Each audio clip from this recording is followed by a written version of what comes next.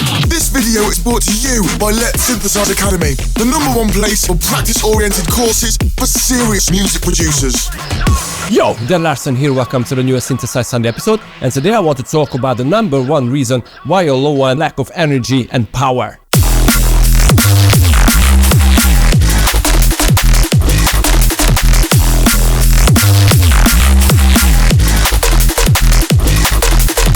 Like always, you can grab this whole project from my Patreon below and get ready because a new course is coming about drum synthesis and lots of other stuff around drums onto Letsynthisize Academy very soon, so stay tuned. But right now, let's jump into it.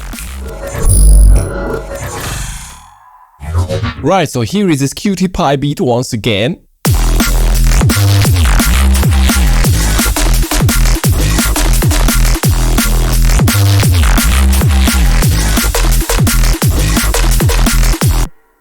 Okay, so this is quite powerful. The kick and the bass plays really well together because, you know, that is the low end of your song. So let's check this bass loop that I put together.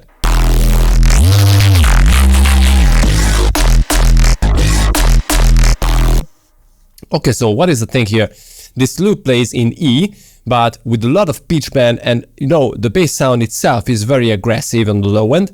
It has lots of mid energy and, you know, it's just very loud. What you need to do is compare your kick drum with this bass sound. Obviously, if your bass is very aggressive, a tiny, whiny, weak or a subby kick won't play really well with that. So let me show you in context. I put together 3 different kicks. This is the one that you already heard. And what I hear in most of your songs, guys, is you use this kind of acoustic sounding kick. Like, it's very subby on itself, it plays really well because it's really nice and subby, you know, it's quite soft and I kind of like this kick, but it's very different to the bass that you already have, so it's a different style. Let me show you how it sounds.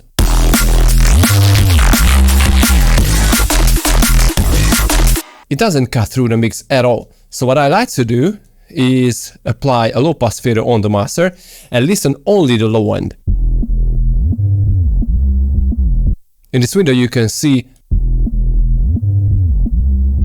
how the bass goes up and down, so it generates lots of mid-low energy. It's very heavy on the mid-lows, so obviously a subby kick just won't cut through, you won't hear it.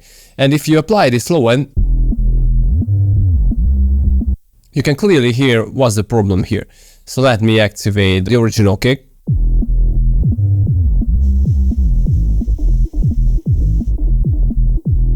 You can easily hear how the bass and the kick separates because you hear both of them. And actually this is important. If you hear both of them, the kick and the bass separately, I'm using sidechain of course on the bass, that is a good sign that you use the best or at least a good kick sound. Okay, so let me show you a different loop. This is actually a loop from my very old sample pack, Drum and Bass Science or whatever, I don't remember. I will put the link in the description later. But anyway, this is how it sounds.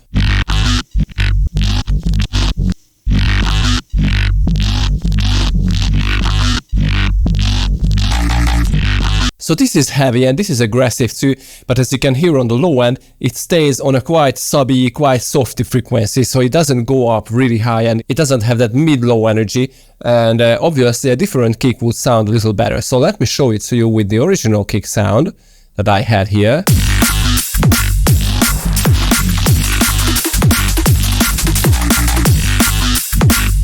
Now if I want to make this loop work, obviously I need to tune the other sounds too, for example the hi-hats and stuff. But let me try the last soft kick. So I have the soft kick, the very subby, the original one, and I have this one. Let's see how it sounds.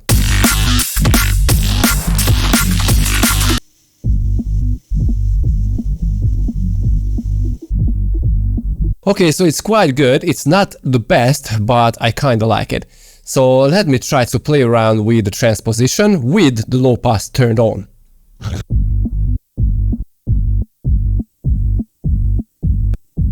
As you can hear, as I go higher, the kick basically disappears in the mix. So on the original key, it's okay. On -2, I think this is the best. And again, below -2, on -3 and -4, it again disappears.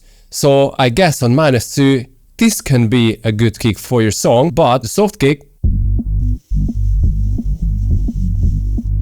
again, basically just disappears in the mix with the low pass turned on. So obviously, without the low pass, it will just, the mix will eat your cake. Now, there are a few tricks that you can do with your kick drum to make it fit a lot more into the mix. And I talk about this in the drum synthesis course a lot. That is going to be released very soon, so stay tuned. But once again, with the original kick,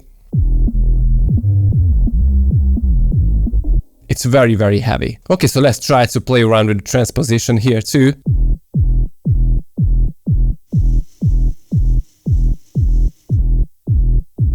Ooh, maybe on -4, it hits a lot heavier.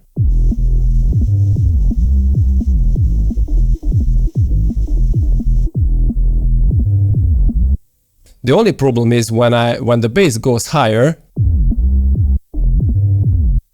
on the kick disappears. So let's check it again on -4 and on the original key.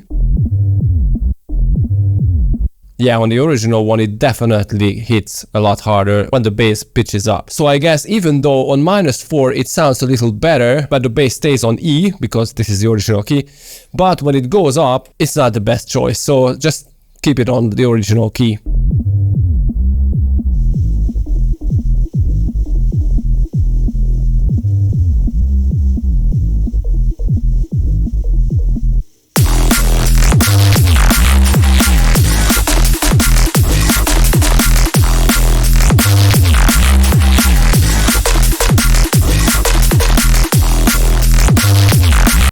Okay, so sum it up. Basically, if you want to have a very tight low end, how to choose your kick drum is crucial. But basically, this is the key for that. No compression, no magic EQs, nothing will happen if the sample itself is not good. But if you can tweak the sample itself, or if you synthesize the kick drum for yourself with the ability to fine tune it, that is the best choice. That is the best that you can do. Now let's see this loop.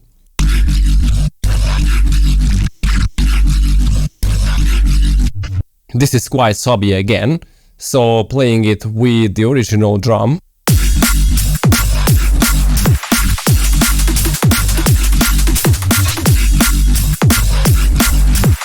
Obviously it cuts through because the kick is very heavy.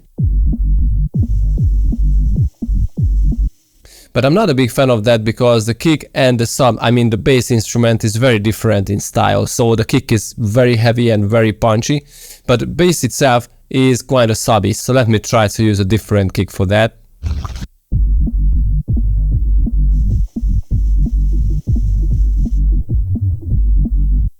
I think this is a lot better.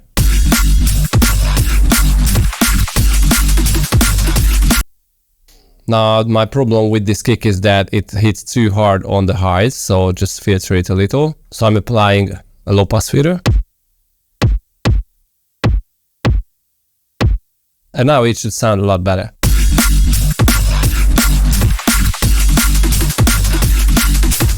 I'm still not a fan of that, but I think it is a lot closer to what we want to do than the original one.